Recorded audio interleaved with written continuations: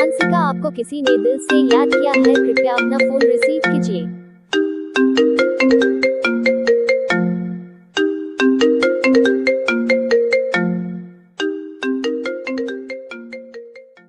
ऐसे ही और रिंगटोन बनवाने के लिए अपना नाम कमेंट में ज़रूर लिखें।